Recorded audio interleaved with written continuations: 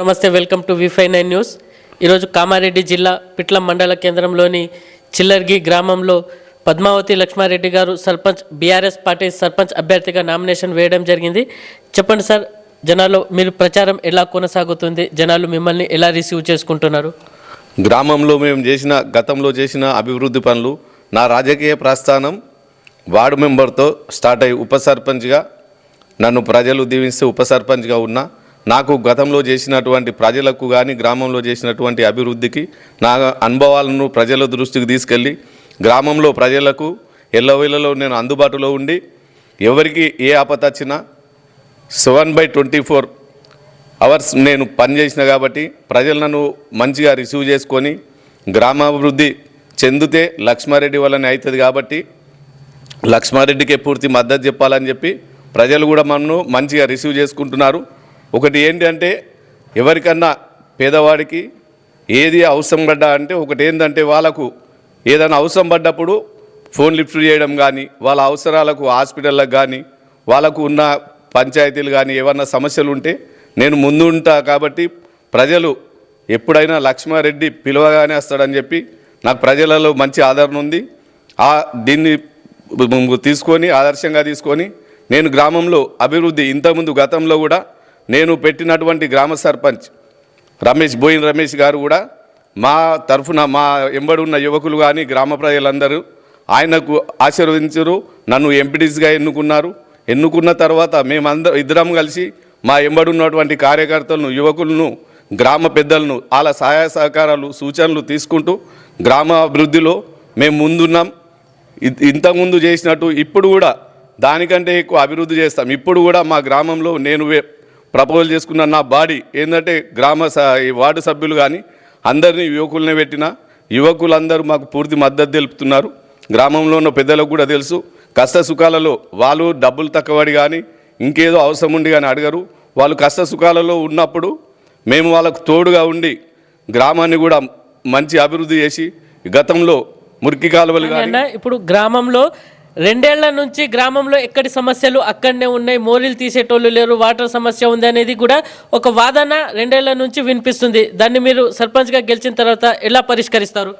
గతంలో కూడా ఇంతకుముందు చేసినటువంటి సర్పంచులు మన పోయిన 5 ఏళ్ళు కేసీఆర్ గవర్నమెంట్లో ఉన్న బోయిన రమేష్ గారు వల్లనే గ్రామంలో మురికి కాలువలు కానీ, విద్యుత్ దీపాలు కానీ, గ్రామంలో నీటి సమస్య కానీ ఎలాంటిది లేకుండా చేసినాం.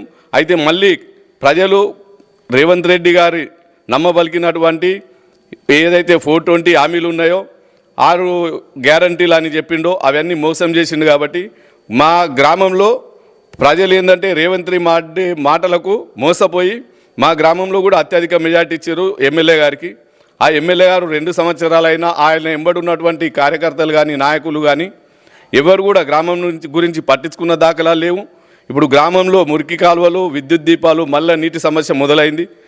ఆ సమస్యలు తీర్చాలంటే మేము బీఆర్ఎస్ పార్టీ తరఫున నిలబడ్డం. కేసీఆర్ గారు గ్రామంలో మన రాష్ట్రంలో చేసినటువంటి మంచి కార్యక్రమాలు కానీ వాళ్ళను మేము మా గత ఎమ్మెల్యే హనుమంత్ సిండే గారి సహాయ సహకారాలతో మా గ్రామంలో చాలా మట్టుకు సీసీ రోడ్లు మీరు గ్రామంలో తిరుగుతూ తెలుస్తుంది.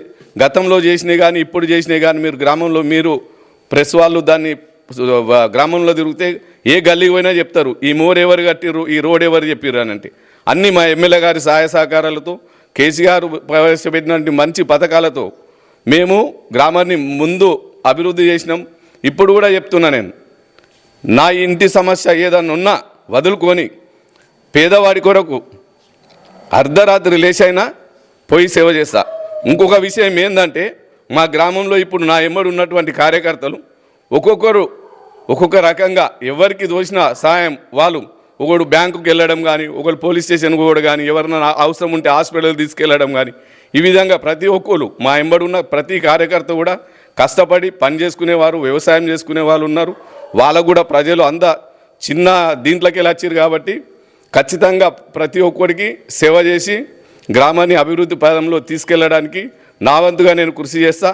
మన కామారెడ్డి జిల్లాలనే ఆదర్శ గ్రామ పంచాయతీగా తీర్చిదిద్దడానికి ప్రయత్నం చేస్తాను. ఇప్పుడు గ్రామంలో యువకుల సంఖ్య అనేది ఎక్కువగా ఉంది. అయితే మీరు సర్పంచ్గా గెలిచిన తర్వాత యువకుల కోసం ఎలాంటి ప్రణాళికలు చేయబోతున్నారు?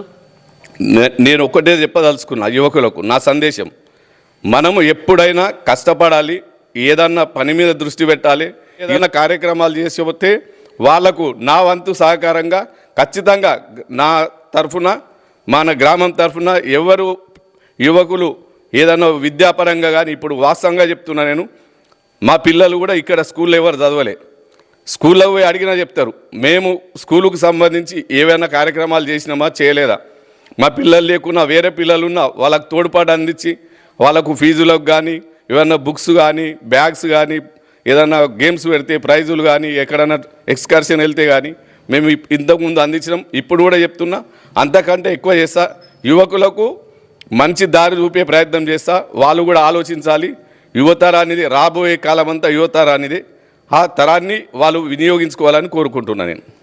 అధికార పక్ష నాయకులు ఏమంటున్నారంటే అధికారంలో మేము ఉన్నాం, మా పార్టీ నాయకులకు గెలిపిస్తేనే అభివృద్ధి చెందుతుందనేది ఒక వాదన ఉంది, దాన్ని మీరు ఎలా తిప్పికొడతారు? ఒకటే చెప్తున్నా, అధికారంలో ఉన్నారంటే 2 సంవత్సరాలు అవుతుంది, డిసెంబర్ 9వ తారీఖే గవర్నమెంట్ వచ్చి ఇప్పటి వరకు మా గ్రామంలో ఒక పిడికెడు మట్టి కానీ ఒక తట్టెడు సిమెంట్ కానీ ఒక రోడ్డు కానీ ఒక మోరి కానీ ఏం చేయలేరు. ఏమన్నా అంటే అసలు వాళ్ళ ముఖ్యమంత్రి చెప్తున్నాడు మా దగ్గర నిధులు లేవు, మేము ఏం చేయాలని. ఇక నిధులు లేవంటే ఒకటే, ఇప్పుడు నా కుటుంబంలో నేను కుటుంబ పెద్దను, అప్పు ఉన్నదని చెప్పి నేను పెద్దతనం వదిలేసి నాతో చేతనైతే లేదురా బాయ్ నేను చేయలేను అని అన్నప్పుడు మరి కుటుంబం పరిస్థితి ఏం కాలే.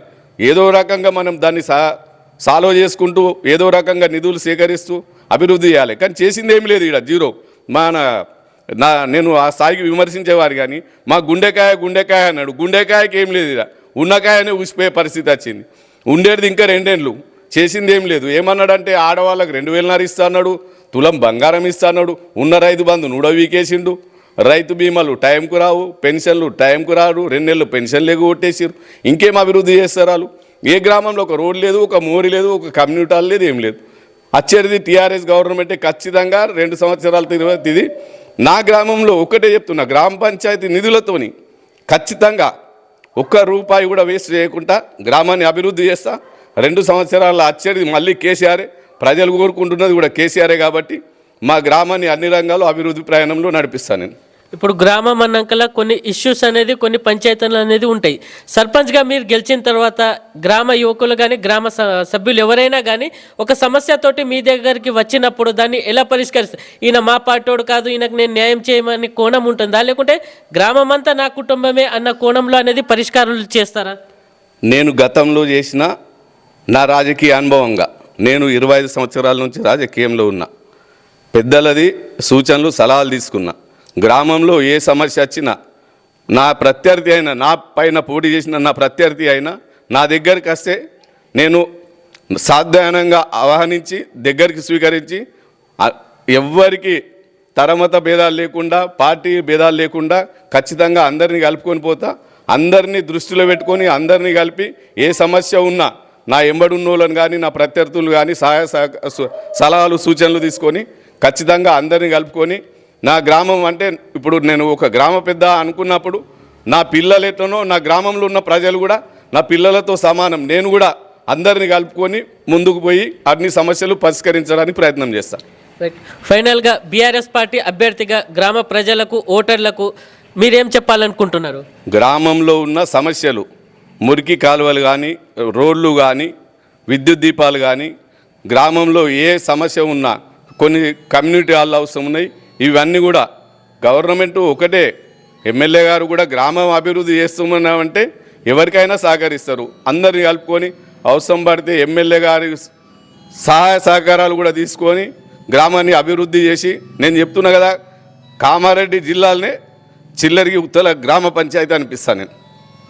రైట్, ఇది అయితే చిల్లర్గి గ్రామ పంచాయతీ పరిధిలోని సర్పంచ్ అభ్యర్థిగా పోటీ చేసిన పద్మావతి లక్ష్మారెడ్డి గారు ప్రజలకు నేను చేసిన సేవా కార్యక్రమాలే, ప్రజలకు ఏ ఆపద వచ్చినా కానీ ముందుండి నేను నడిపించిన, అయితే పైన ప్రభుత్వం ఏదున్నా సరే గ్రామ ప్రజలకు ఏ సమస్య వచ్చినా కానీ కొట్లాడి తీసుకొని వచ్చే బాధ్యత అనేది నాదుంది అని ఆయన మాటల్లో ఆయన ఇంటర్వ్యూలో తెలుసుకున్నాం.